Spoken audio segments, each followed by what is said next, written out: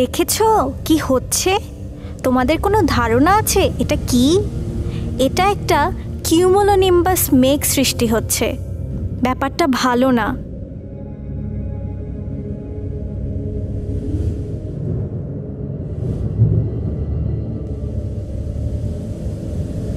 Cumulonimbus হলো বজ্রমেঘ, যে কোনো সময় ঝড় আসতে পারে।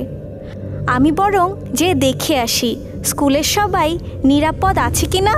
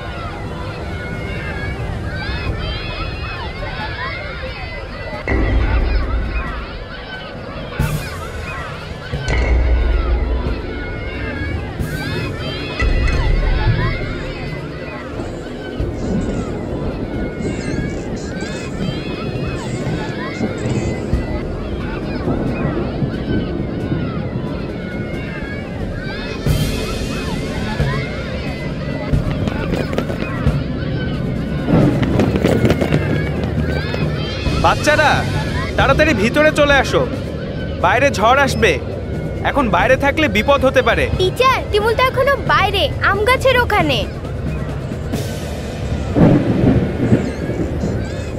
তিমুল, তাড়াতাড়ি গাছ থেকে সরে আসো, দৌড়াও, এখনই বিজলি চমকাবে, দৌড়।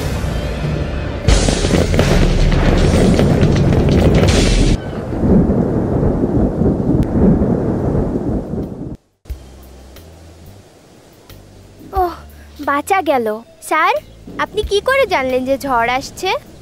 যখন ঠান্ডা ঝোড়ো হওয়ার সাথে সাথে আকাশ হঠাৎ অন্ধকার হয়ে যায়, তখনই বুঝতে হবে ঝড় আসছে। হ্যাঁ, হঠাৎ করে সব কেমন জানি কালো হয়ে গেল। বজ্রবৃষ্টি হঠাৎ করেই হয়। বজ্রবৃষ্টি নিয়ে আসে বজ্রমেঘ, যাকে আবহাওয়াবিদরা বলে কিউমুলোনিম্বাস। হ্যাঁ, কি মেঘ? হ্যাঁ তিমুল, এখানে দেখো কিউমুলোনিম্বাস। এর জন্যই ভারী বৃষ্টি, বজ্রপাত, শিলা, দমকা হওয়া, এমনকি টর্নেডোও হতে পারে। ও, কি বিশাল মেঘগুলো!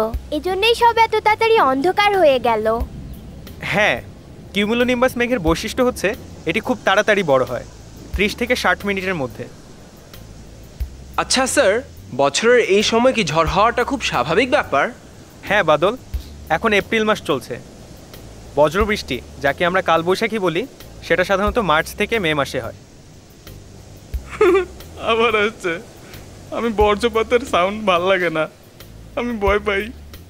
একটু শান্ত হও তিমুল, বজ্রপাতের শব্দে তোমার ভয় পাওয়া উচিত না। বিজলি চমকে যাওয়ার পরে তুমি শব্দটা শুনতে পাচ্ছ। বিজলি আমাদেরকে ঝড়ের দূরত্ব জানতেও সাহায্য করে। সত্যি স্যার? কিভাবে?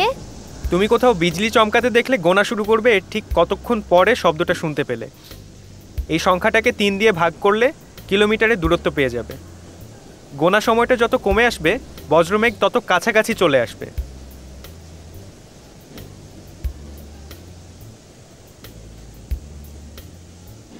এক, 2, 3, 4, 5, 6। 6 সেকেন্ডকে 3 দিয়ে ভাগ দিলে হয় 2। ও, তার মানে ঝড়টা আমাদের থেকে মাত্র 2 কিলোমিটার দূরে। কি বিপদ, ঝড়টা এত কাছে চলে এসেছে। কোনো সমস্যা নেই, তোমরা যতক্ষণ স্কুলের ভিতরে আছো ততক্ষণ তোমরা ঝড় কিংবা বজ্রপাত থেকে নিরাপদে থাকবে। কিন্তু আমরা যদি বাইরে থাকতাম আর তখন বজ্রপাত হতো, তাহলে আমরা কি করতাম? বজ্রপাত হলে কি করতে হয় এ ব্যাপারে এখানে লেখা আছে, এসো আমরা দেখে নিই। যদি তোমরা বাইরে থাকো তাহলে অবশ্যই দৌড়ে কোথাও আশ্রয় নিবে, কিন্তু কোথাও যদি যেতে না পারো তাহলে উঁচু জায়গা থেকে দূরে থাকবে, আর যতটুকু পারো নিচু হয়ে অল্প মাটিতে বসবে, তবে কখনোই মাটিতে শুয়ে পড়বে না। স্যার, যখন বজ্রপাত হচ্ছিল তখন চিৎকার দিয়ে আম গাছের নিচ থেকে সরে আসতে বলতাম কেন? আম গাছের নিচে লুকাতে তো পারতাম। তিমুল, আজকে তোমার কপাল অনেক ভালো। তুমি বিজলি চমকানোর আগে একদম সময় মতো আম গাছ থেকে দূরে চলে আসতে পেরেছো। সাধারণত বিচ্ছিন্ন লম্বা কোনো জিনিস, যেমন বড় গাছ অথবা ইলেকট্রিক পোলে বিজলি আঘাত হানে, এগুলো কাছাকাছি থাকলে তোমার উপরেও বিজলি পড়তে পারে। তাই এরকম সময় এগুলো থেকে অন্তত 4 মিটার দূরে থাকার চেষ্টা করবে। শিলা? জি স্যার, আমাকে ডাকলেন? না না, তুমি না শিলা, মানে শিলা বৃষ্টি শুরু হয়েছে, দেখো। বরফ বরফ, আমি বরফ খাবো, চলো যাই বরফ খাই। থামো, তুমি কি করছো তিমুল? শিলা খুবই বিপজ্জনক, এটা তোমাকে আহত করতে পারে। তুমি জানো 2 সেন্টিমিটারের একটা শিলা তোমাকে 60 কিলোমিটার বেগে আঘাত করতে পারে, আর 5 সেন্টিমিটারের শিলা হলে সেটা 120 কিলোমিটার বেগে পড়তে পারে। তুমি বাইরে থাকলে তোমাকে কঠিন একটা বরফ আঘাত করতে পারতো। তোমরা কি জানো 1986 সালে এপ্রিল মাসে গোপালগঞ্জে 1 কেজি ওজনের শিলা পড়েছিল। এরকম একটা জিনিস খুব সহজে একটা মানুষকে মেরে ফেলতে পারে। তাই শিলাবৃষ্টির সময় কখনোই বাইরে যাবে না, ঠিক আছে? হ্যাঁ, ওইটা আবার কি? দেখে তো মনে হচ্ছে আইসক্রিম কো। হায় হায়, টর্নেডো আসছে, তাড়াতাড়ি জানলা থেকে সরে যাও তোমরা। হাত দিয়ে মুখ আর কাঁধ থেকে ডেস্কের নিচে চলে যাও, তাড়াতাড়ি।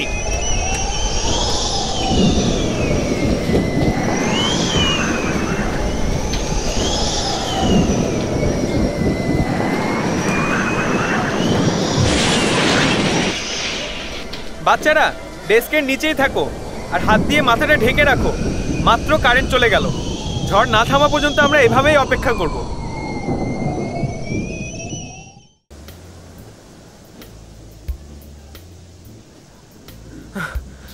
সবাই ঠিক আছো তো? এ কি, তিমুল কোথায়? তিমুল, তুমি ডেস্কের নিচে যাওনি কেন? ভাগ্য ভালো যে তোমার তেমন কিছু হয়নি, কত বড় বিপদ ঘটতে পারত। বুঝলে তোমরা, এরপরে যখন বজ্রবৃষ্টি হবে তখন তাড়াতাড়ি চিন্তা করে কোথাও আশ্রয় নিবে। আজকে যা যা শিখেছো তা সব সময় মনে রাখবে, কারণ এটা তোমার জীবন বাঁচাতে পারে, ঠিক আছে?